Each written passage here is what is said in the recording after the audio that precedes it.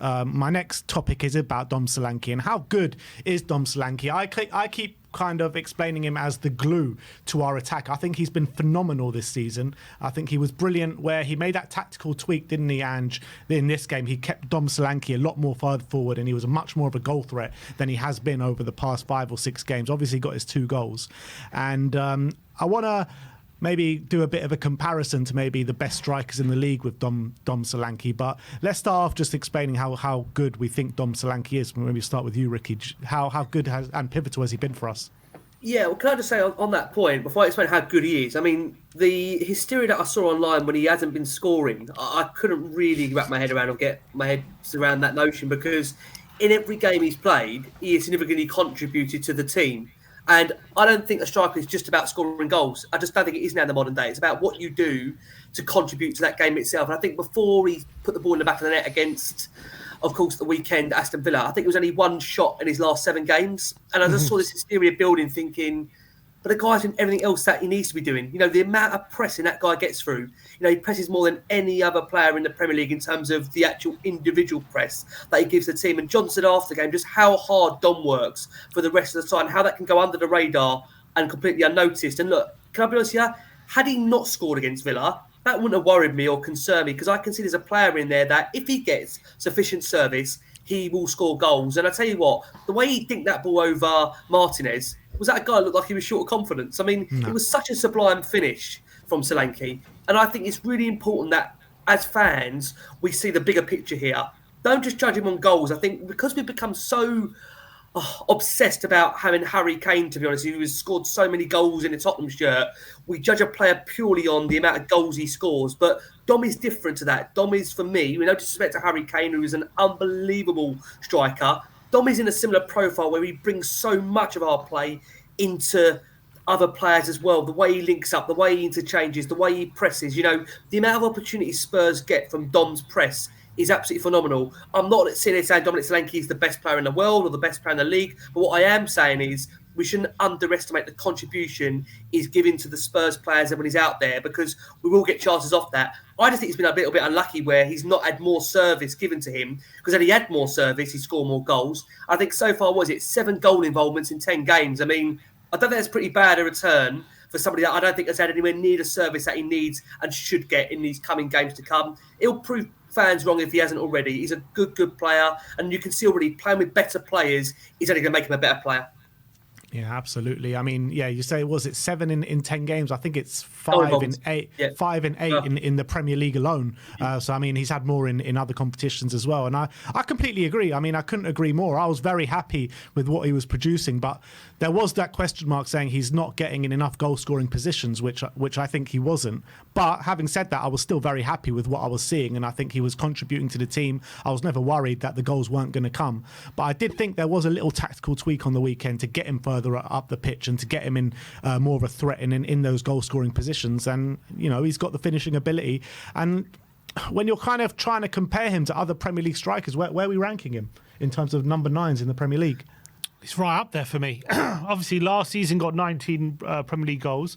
This season, I think he's surprised me and maybe surpassed in terms of how good I did think he was. I thought he was, you know, a player who's obviously very strong and he would offer a lot in terms of work ethic, but I think his quality on the ball, with the ball at his feet, has really taken me by surprise. I think his pressing is even better than I thought it was, and I thought it was pretty strong, but he just never stops running. He never gives the defenders a moment's rest. He's such an effective presser, and he showed on the weekend when he does get in those positions, you give him chances, he will score goals. And look, everyone goes through quiet periods. Haaland hasn't scored in like 4 games or something. I'm not saying he's as good as Haaland, but I'm just saying, you know, strikers go through quiet periods where they're not as involved. The team aren't creating as many chances for them. And the thing what you get with Dom, which I would argue maybe even with Haaland you don't get, is when he's not scoring goals and when he's not involved, he's still a handful, and he's still absolutely involved, and he gives you absolutely everything.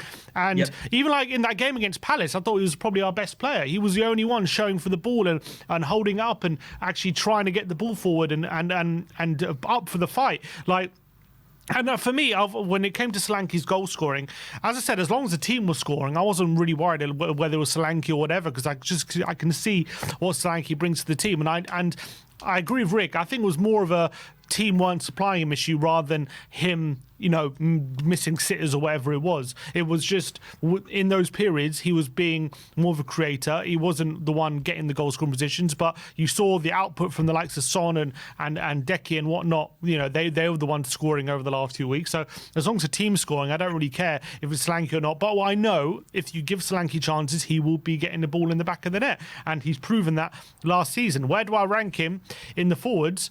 I mean, probably in the top 5, I would say, in terms of strikers. I don't think you can name 5 better number 9s in the Premier League than him, in my opinion. Well, you'd probably say Haaland, Isak. Who else? Watkins. And Haaland, Isak. Yeah, maybe just those 3, maybe. Chris Wood. Chris Wood. He's scoring goals, Chris Wood. Yeah, mate, but I don't know. He's doing well. I don't know if he offers what Solanke offers. Lee, would you swap Chris Wood for Solanke right now? No chance, mate. No chance. Exactly. Just saying. Actually, I've got some statistics with Harry Kane. I thought it'd be unfair to compare Dominic Solanke to Harry Kane, but then I thought, why not? We're a Spurs show. Let's get involved. So we'll have a look at Harry Kane's last season at Tottenham versus Dominic Solanke's season at Bournemouth, because you can't judge him half a season. So goals-wise, 30 for Harry Kane, 19 for Dominic Solanke. What's quite interesting is minutes per goal. So Harry Kane scoring 114 every 114 minutes, and Dom Solanke every 175 minutes. So they're still scoring virtually every game or every other game. Shots on target. This is the one I actually want to have a look at. Shots versus shots on target. I don't think Dominic Solanke shoots enough. And actually, if you don't shoot, you can't score. And I think that's an area that he needs to improve. It's very clear for me in some of the analysis that I've seen online from you good boys as well, that he definitely was further forward up the pitch against. I think when you're looking at Kane and Solanke in that sense, like when you've got Kane in and around the edge of the box, he is such a threat. I think Solanke is more of a I'm only going to score really if I'm in the box kind of striker. He's not the kind of striker like Kane where he ain't going to take a shot from 30 yards. No, but it's not even that. When he's got tight angles and Kane's just nestling it into the side netting. I'm not saying Solanke is incapable of that, but Kane was ruthless in those situations. Yeah. I think Solanke is more of a. I think Solanke is more of a centre of the goal. If you give him a chance, if you play across the face of goal and he gets on the end of things, he's not as clinical as Kane. I don't think if he takes as many shots as Kane, he will score as many goals, kind of thing. He relies on service. Exactly. Yeah. Kane can make things for himself. Needs service. Across a 38-game season, Harry Kane, the great Harry Kane's had 63 shots on target. Dominic Solanke's only had 38. And that's a comparable season. And that's where Kane gets 30 goals and Dominic Solanke gets 19. So I suppose the point I'm making is what he's bringing to the team is absolutely outstanding. I love the bloke. I think he's brilliant. I'm so pleased for him. That chip against the best keeper in the world was absolute filth. It was proper filth. And it was brilliant to see. And I think he's only going to get better. And all I'm saying is if he took more shots in a situation, and I actually think Tottenham as a team are a little bit guilty of this since Ange's come in, is that I'm not saying we overplay, but I just don't think we take enough shots. And I think Pat Matasar proved the other day that you can score from outside the box. Maddison, you can direct free kick, score from out of the box, but also as well take more shots. Because Bentancur took 3 in the first half. Yeah, Sarr took 5 all game. The relentlessness that we have from Tottenham Hotspur of actually getting that ball back, winning that high up with that aggressive press and going on that, to be able to shoot more and get the keeper panicking and not knowing where to go. I mean, let's be fair. Let's quick round robin. How many of you would like to see Son take more more Yeah. Son's different, but Son again in around the penalty box, he's just a joke. Yeah, exactly. It's not a criticism. I'm just saying I was comparing. Look, we shouldn't be comparing Dominic Solanke to Kane, but the fact is, it's not that bad of a comparison, really, and that's a massive compliment to Dom because Kane's the best. Where do you rank him, Maka, in the league? Where do you rank him in number 9s? Yeah, I mean, I think Chris Wood, firstly. I don't know. I think what you said earlier. Chris Wood for Ballon d'Or next year. That's what I'm hearing. If you put Dominic Solanke, I mean, he was at Chelsea, wasn't he? And he didn't work out for him. He was at Liverpool, didn't work out for him. If you put this version of Dominic Solanke, you know, would he get in front of Nunes? Is it Nunes? Mm-hmm. Nunes or Jota, yeah. Darwin Nunes, he does. Would he get in front of Haaland? No. Would he get in the Aston Villa team? Maybe not in front of Watkins, but maybe Watkins pushes out wide and Dom stays there, because it's not like all of you have just said. It's not just about his goal, but definitely in the top 4, I would say. And the key thing is you have to have a 20 goal striker or 20 goal player in your team if you are going to get in the top 4 or higher. In my opinion, we're sharing out the goals and it's great and it's amazing, but you do need somebody that's going to. Son gets a lot of grief or whatever. He scored 17 Premier League goals last year and 10 assists. But that's a phenomenal return. Mm-hmm. Harry Kane 30 in his previous season. He only got 5. He only got 3 assists. So even though he's an assist maker, he concentrated on getting more goals. So actually, to share that around, you know, if you can get Dom in around the kind of 16, 18, 20 goals. I mean, he's got 20 goals in him. Anyway. Yeah. He has to get a service, though. Just on Macca's point there, he has to get a service. It might come in bursts, mightn't it, Rick? Yeah. You know, like Carlson had 8-game bursts when he couldn't stop scoring. Yeah. With Dom, it might come in bursts. You know, he should have scored against Leicester with that header. It was a very similar header to Kane scoring against the Gooners, actually, a couple of seasons ago, in and around that back post with that diving header. You know, and there's a couple of, and that's all I'm saying is on the team is if I'd like to see the shots, how many shots we've actually had table, because I don't, in fact, I'm going to dig that out when I stop waffling, but I actually don't think that we're going to be in the top 3 or 2 of having shots. And considering we've scored the most goals in the Premier League. It's his work rate. It's his work rate, isn't it, that sets him above from everyone. It's his work rate. That's what's the outlier here for Dom Solanke. But I feel like just quickly to Macca's what that point he was saying about shots. We are actually second for shots and shots on target. Okay, that's because Bentancur, Porro, and Sarr are always taking shots from like 30 yards.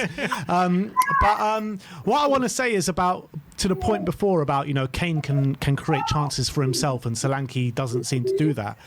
I mean, Solanke has really surprised me, like how good he actually is on the ball and how good he is with his dribbling ability. And I don't see a reason. I know he hasn't done it so far, but I don't see a reason why he can't do it though, because I think he's got the ability in his locker to create chances for himself. But I just feel like for one reason or another, he hasn't been able to do that so far in a Spurs shirt. Do you not feel like he can do that and he's got it in his locker to do it? I think, look, his physical and dribbling traits can clearly beat players. And I just feel like when it comes to his a proper finishing ability, he's like when Harry Kane again picks up the ball in the edge of the box, he just shifts it and gets into one of the corners. Solanke's not at that level to do that kind of finish. If you give him supply, if you give him the ball, like for example, like on the weekend, Udogie gives him the ball inside the penalty box and he just takes one touch and bang, and Martinez saves it, right? Like he can do that kind of stuff, but when it comes to real elite kind of finishes, he won't do it as often as like a Harry Kane. He won't. He's not able to find corners where his shooting technique isn't like as elite as someone like in Harry Kane's mold. Look, maybe that's something that he can add to his game, and obviously that's the difference between a great striker and, you know, elite and world class striker. Yeah. But from what I've analysed, you know, his goals at Bournemouth, none of them are really like nestled into the corner kind of finishes. A lot of them are very central 6-yard box, one touch finishes or through on goal, getting it past the keeper, and like he's not like a striker who's always going to find the corners of the goal all the time. And that's what I'm talking about when I talk about him, you know, making goals for himself. It's more like he'll score goals that where in positions you expect him to score from. It's a striker's goals. A striker's goals. Kane would score goals where no other striker should be scoring those kind of goals, and he's like always putting them in the net. Yeah. I'm not saying he won't get a few of those. I'm saying Solanke will get a few, but Kane would get like 10 a season of those. Solanke will get about 3 or 4. He's more of a get him in the box kind of striker. And if you, for example, if you look at his XG stats, right, his XG last season was 19 and he got 19 goals. Yeah. Like, he doesn't outperform his XG. He will score the chances you create for him. He will score the chances he should score. Whereas Kane will outscore his XG by like 10 because he's just got elite finishes. Yeah, but you that's why I go back towards the service is so important.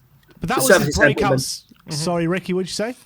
The service is so important. The service is so important for Solanke. It really, really is. As long as he gets that service, he will get goals. I've got no doubt about it. I think when you look at the last 4, 5, 6 games, for whatever reason, I mean, Dom is working so hard on the press for the team that I think arguably his pressing work is so phenomenal that I think that then outdoes really his chance creation personally, because it's such an emphasis on the way he presses the side to get us forward on attack that he's not always in around the 6-yard box to score goals. I just think, as I go back to, Dom's output of goals will be based on the service that he gets. If he gets the service, he'll get the goals. If he doesn't get the service, he won't get the goals. But the key thing will be here is that no matter what is going on, Dom will always be contributing to the way the team is going forward. That's why, again, I was not losing my head the fact it was 1 shot in 7 games before the Villa game because of the work he's doing for the team off the ball. Sorry, Ben. Yeah. No, I was just going to say, like, last year was his breakout year, right, really, in a Bournemouth shirt in the Premier League. Do you not feel like, because that's his breakout year, you know, you can see more growth in him, and, you know, that finishing ability can improve as well, especially under better coaching as well. So I wouldn't be surprised if you see a lot of growth in Dom Solanke. 100%. And look, he's 27. I mean, he's not young, but he's not old. And obviously, he's back in an elite club. He's been at elite clubs before, but obviously not with this kind of confidence that he has. And he was very young at this club. And he was young at Liverpool. You know, he was very young at both those clubs. And obviously, you know, I'm never going to rule out a player improving. Players can always improve. I'm just saying, from what I've seen of him so far, that's what he is at the moment, and that's what we should expect of him. But that's not criticism. You know, you can still get some of the best strikers in the world are like that. Some of the best strikers in the world get those things. But what I was going to say about Solanke, what I almost loved even more than the finish was that moment in like the 95th minute where, you know, everyone's out on their feet and Pau Torres is coming out the ball and he's still running and closing him down, and he comes from behind him and nicks the ball off him, and again we create an opportunity from it. And this is a guy on Wednesday night at the end of the game, he dropped to his feet because he couldn't run anymore and he couldn't move anymore. That's how much effort he put in. And yet on Sunday, you know, when in a really taxing game, in a game where he scored 2 goals in the 95th minute when we're already 3-1 up, he's still going hell for leather, running at the centre backs and chasing them down and closing them down. Not just doing that, winning the ball off them and actually creating another opportunity in the 95th minute. I love that even more than the goals he scored, because if you have that in our system where you're playing that intensely, that shows me that this is a guy who can keep up with the intensity that Ange needs to make the system work, and that is almost just as important as those 2 goals that he scored. He's just a player that's completely fitted the system like a glove, hasn't he?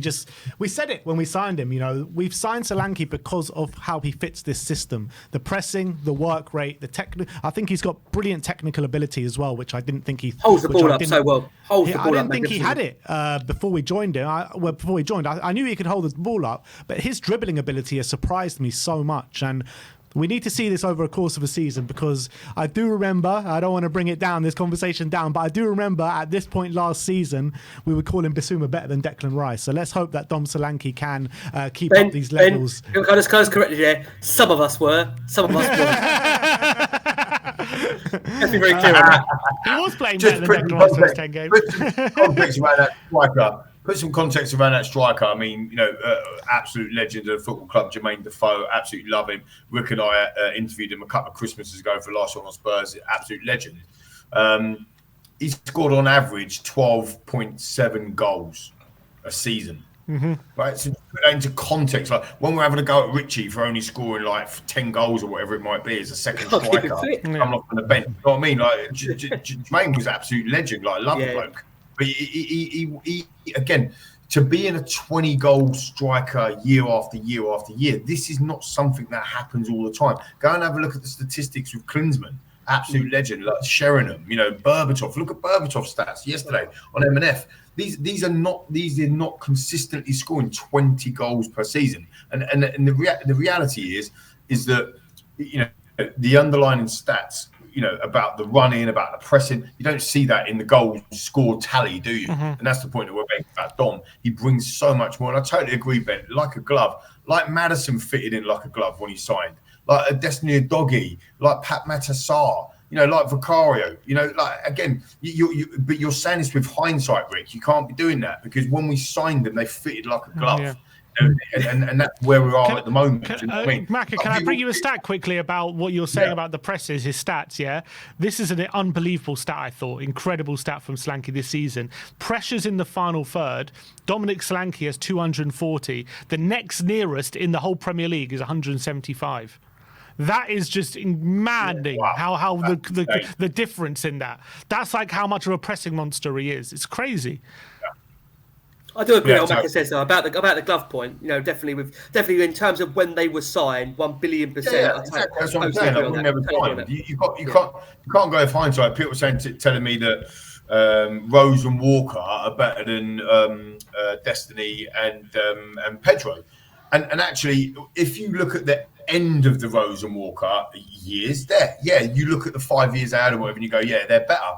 But actually, in their development, are they better? So season 2 in Pod was our fullbacks. Season 2, when we're drawing to Stoke and losing to fucking West Brom, right, were them fullbacks at the same standard as the fullbacks that we've currently got? You can't compare what we've got today with what we had when we finished in the Champions League final, because of course they're better. And haven't finished their journey yet. That makes sense. Absolutely. And do you think now we have Solanke, we've seen him firsthand now in the first 10 games. A lot of people were complaining in the summer, because I know maybe you can probably still argue we probably need another winger, but a lot in the summer we were saying in terms of our front line, we only sign one player who gets into our 11. We've left ourselves short, but people now looking in hindsight maybe underestimated what the impact that Solanke can have on our front line. Yes. If you're for just Solanke alone, then yeah. But I still think it was wrong to sign Timo Werner, and I would have expected and wanted a better winger to come in alongside Wilson Odebear. For Timo Werner to come in as the experienced winger that we signed in the summer, I still stand by that it's not good enough. But to say that our forward line hasn't improved from the summer, from last season to this season, I think is deluded, because Dom Solanke has taken it up to a new level for sure.